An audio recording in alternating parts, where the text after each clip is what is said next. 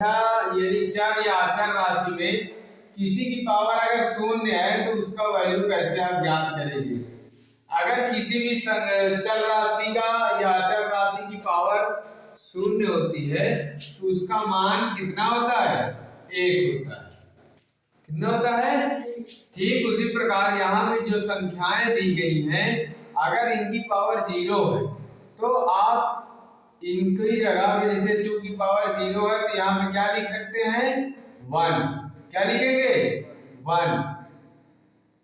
यानी ये नहीं लिखना है कि 2 की पावर 0 है तो 1, यानी इसका मान ही होता है। जैसे ये दिया गया ना फॉर्मूले में, फॉर्मूला क्या होता है, अगर किसी भी नंबर का या किसी भी चर राशि का पावर 0 है तो उसका मान ही 1 होगा।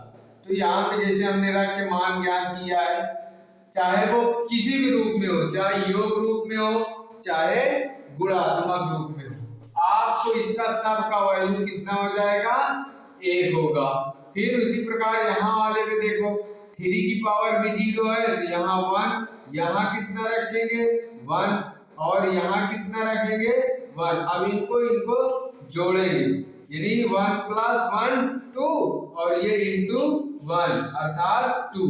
ठीक उसी पर देखो यहाँ गुणात्मक रूप में था तो अगर यहाँ पे 2 की पावर 0 × 1 फिर इंटू 1 बराबर 1। अब यहाँ योग रूप में था तो 2 की पावर 1 फिर 3 की पावर 1 4 की पावर 1 और सबको क्या कर दिया ऐड तो 3 हो गया। तो ये बेहद इंपॉर्टेंट है, इसके बारे में आपको जानकारी रखना जरूरी है। ऐसे सवाल बहुत कम हालात में सबको पता होते हैं, आप इसको देखें और प्रैक्टिस करें, सीखें। ये फार्मूला आपको जरूर पता होना चाहिए।